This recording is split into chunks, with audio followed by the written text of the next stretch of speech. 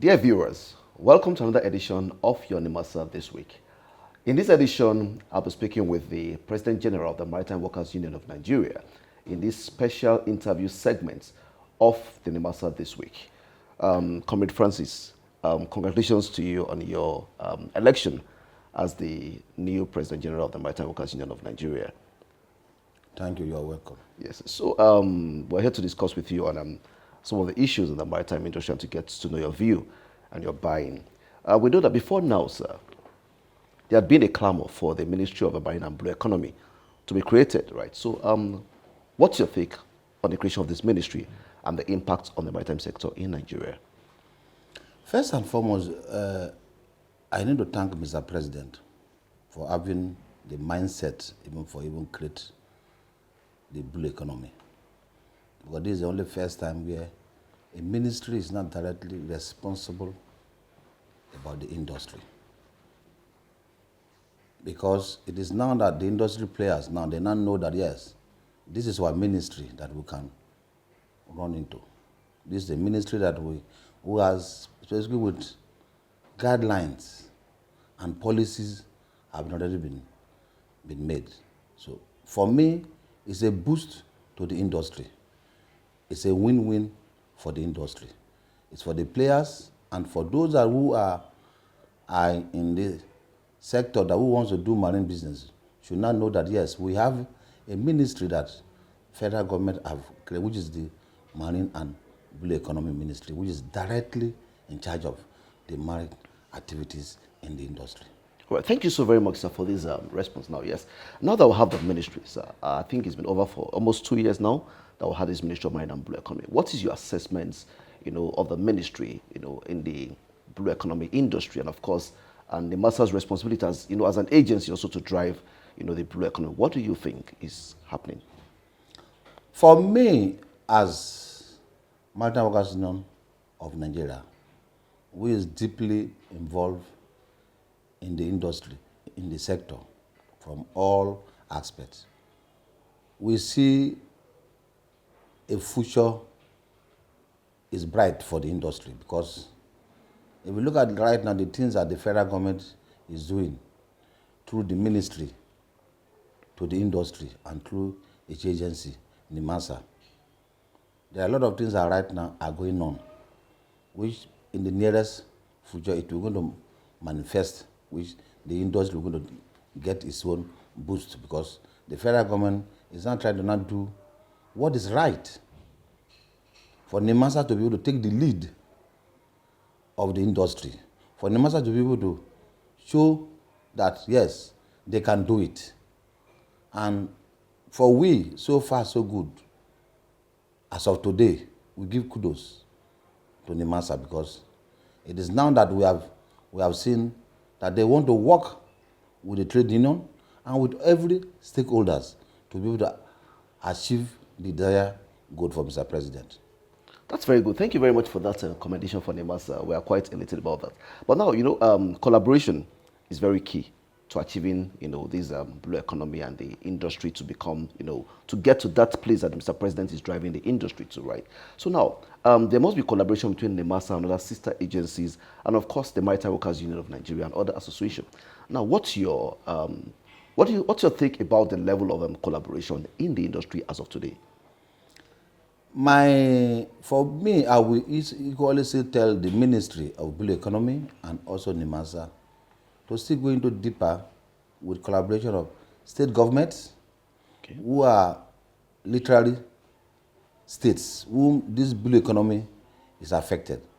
There are a lot of potentials we need to tap from the state governments, which will collaborate with private people to be able to bring in their expertise into the sector. But there are a lot to be taken from this blue economy. In fact, there are so many things that will need to be done because there are so many companies that will spring out. Like places like Bayelsa. As of today, places like Bayelsa, places like Lagos, places like Warri, places like Akwa Ibom, Calabar, supposed to have been having their indigenous fishing companies, indigenous, that whom we feel that, yeah, these companies are there, is owned by the state government and private partnership, that we're going to work for the benefit of the people. There are a lot in the beneath, in the waters, that whom federal government needs to be able to open doors for private people to bring in their best, and we're going to get it right. All right, thank you so very much, sir. Now, as a unionist that we know you are, you've been at the forefront of, championing, the progress of the Maritime Workers Union in Nigeria, right? So what is your assessment of the relationship between the employers and the employees of maritime labor in Nigeria as of today? As of today, you can see a very robust relationship between the employer and the employee. Because do you know why? The federal government through Nimasa have done a lot for the industry. For instance now, the NGIC. Yes. You know, the NGIC is on two sides. One is for seafarer, one is for dock workers. Right now, the seafarer, we know our left and right. We know that we have a Bible. We know that we have our Bill of Rights. And we know that we have NGIC. You can imagine the NGIC, where we met the NGIC, we met that NGIC was 30,000 naira for AB. Today, now go and look at the NGIC. So, for me, what they have done, more trust have come into the system, because employer knows this is where I can go. Employee knows this is where I can go.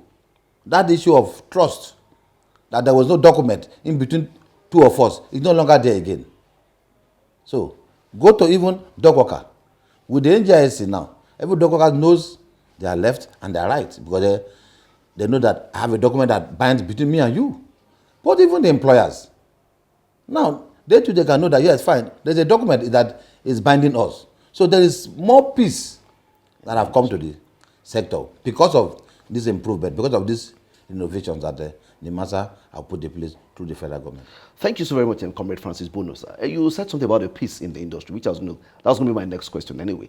Now, I know in the past how many years now, we've experienced lots of peace and tranquility in the maritime industry, sir. Now, under your administration, how do you intend to sustain the current peace in the industry? You know, it's very simple, like I've told you. When employers is doing what is right, workers will remain peace. When you as a company, and you know what is right, and the federal government have laid down procedures, rules and regulations in the industry, you will now come and now violate those regulations. You now expect the next person to keep quiet. No, it doesn't work that way. As far as you are concerned, you are here to do a business. And the business that you want to come and do here, it has to take human being to do it. So therefore, and there are rules and regulations that bind this industry. Let the employers to follow by the rules.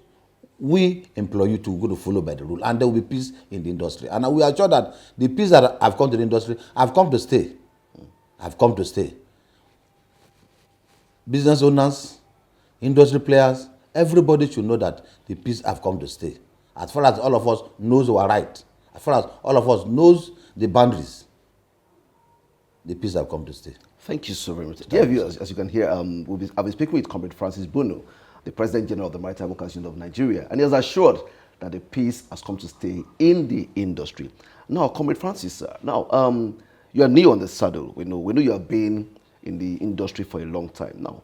What are you bringing to the table? What's your blueprint? What's your agenda for the sector in the next 4 years?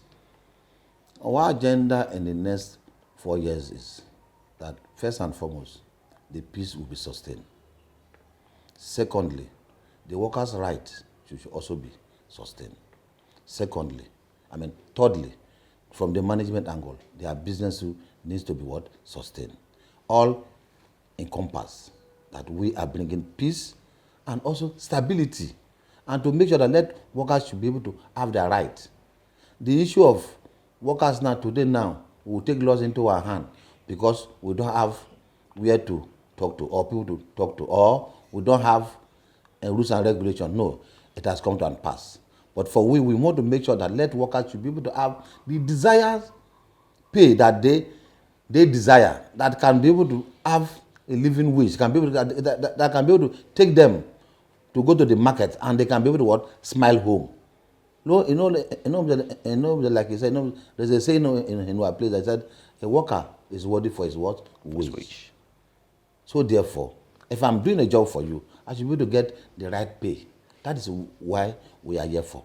First and foremost, the industry is going to receive peace, but at the same time, workers too should also have what? Their rights. That's what we are bringing to the table. All right, so thank you. You talked about the workers now. The industry has its own part to play.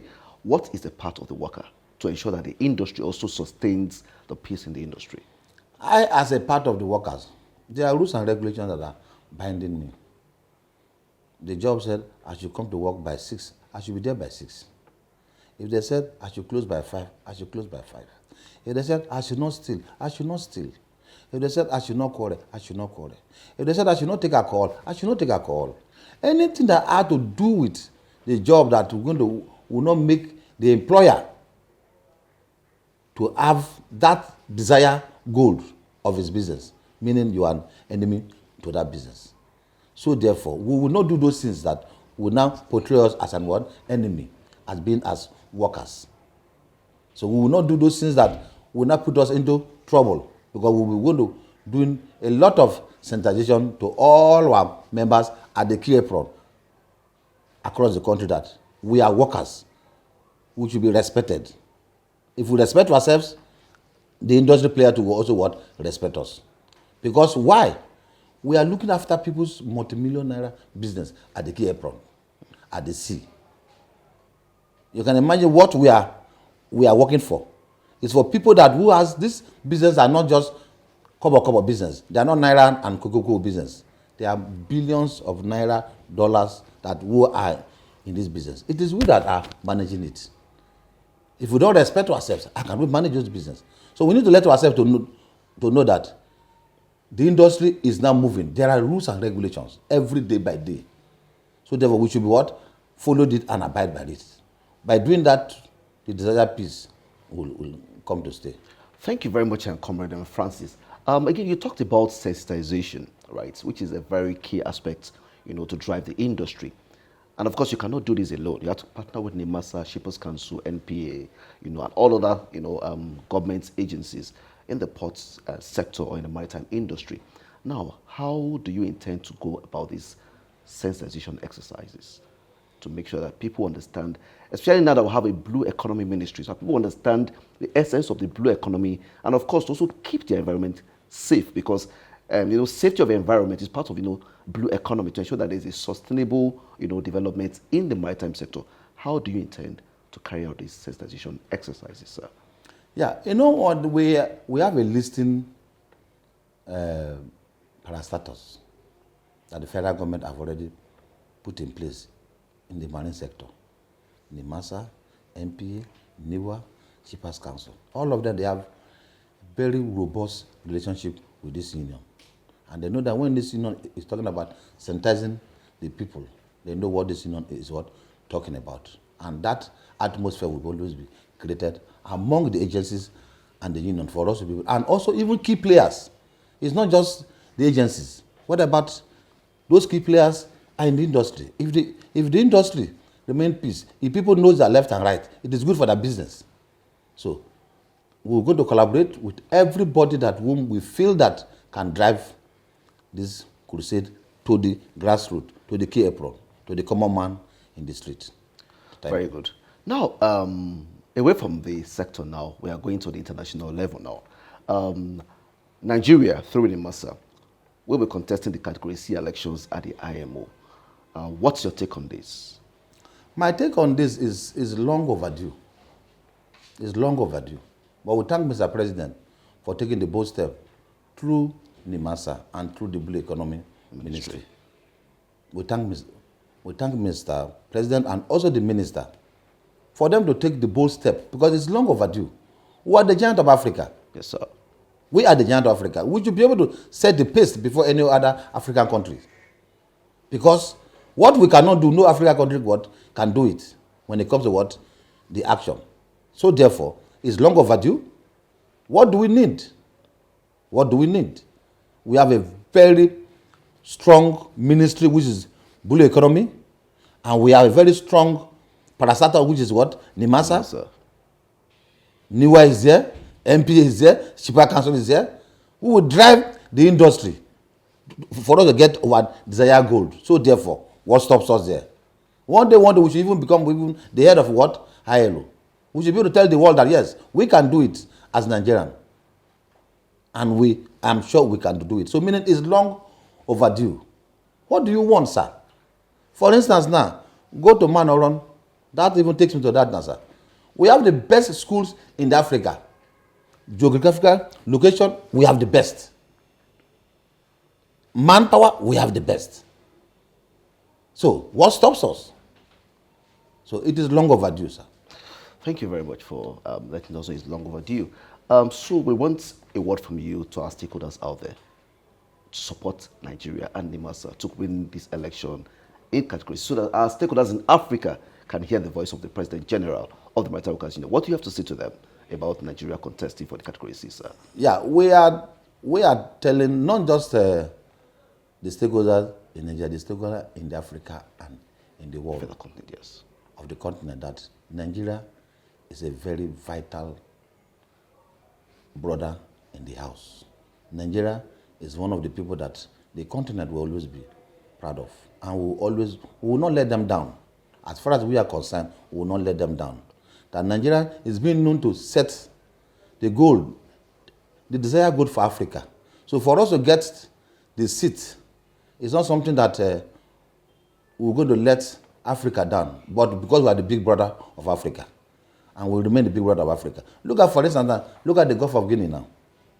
Is it not peace? Yes. Do you see any vessel being hijacked again? It's peace. The peace have come to the industry.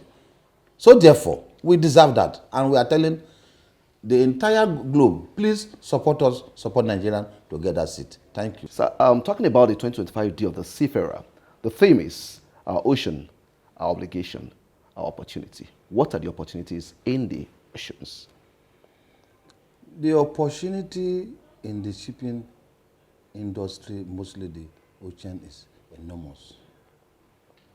It's enormous. When you're talking about opportunities that have to do with this country, in fact, we haven't even tapped even half, even 1/10 of what we're supposed to even tap at the sea.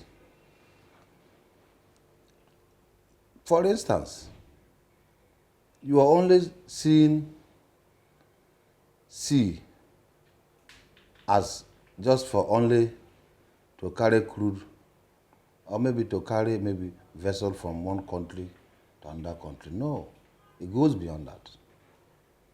For instance now, look at what is happening now, sir. If our sea is being properly harnessed, our roads will not be bad. Because every load that you carry through the road, you are destroying the road, the lifespan of the road. If we do our waterways a good ferry system from here to Port Harcourt, from here to Warri, from here to Lokoja, you will see that our road will last more than any other thing, because all heavy loads pass through the sea and pass through the creek. That is one side. Like I told you, Nigeria doesn't suppose to even import fish. Nigeria is supposed to import fish. All the coastal states are supposed to have partnership with the government, with the federal government, and every other private partner that who wants to come into and invest in the sea. We're supposed to have companies that have to go deeper beneath the sea and be able to harness. There are so many seafood that today now in the world now they are now harnessing. When we go to a restaurant, we'll be asking for seafood okra. We're asking for seafood this. Where did they get this thing from? It's from our sea. It's from our sea. How do we harness them? It's for the federal government to be able to open its hand through its ministries. Get private investors. Let them come into this thing. You will see that we're going to harness so much from the sea. Then when it comes to seafarers who are on top of the vessel, sir, the seafaring business is one of the most lucrative business in the world. Very true, sir. Some countries are now, right now, they are making so much money from seafaring business. We thank God for Nimasa.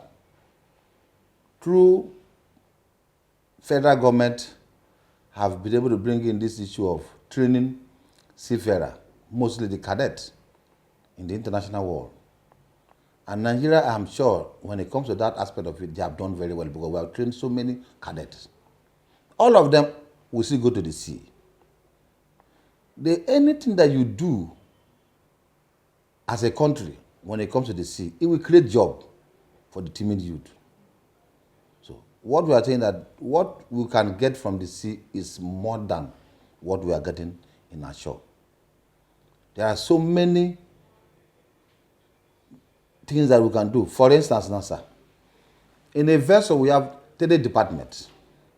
People only look at the department 1 and then department 2, which is the deck and the engine room. What about the catering departments? It's still in the sea.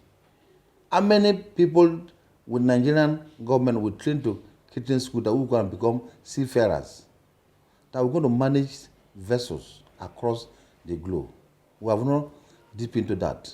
We only just maybe going to the periphery of it. Our schools who are there to be able to give short-term courses, that one to Nimasa should be able to open their eyes. Do proper accreditation for those schools, for them to be able to meet up the international standard before we give them what? Certificates. So that to be able to stand the test of time. We are still in the sea because so many things are, and the sea can create as much job the way terminal are creating in that shore. Because why?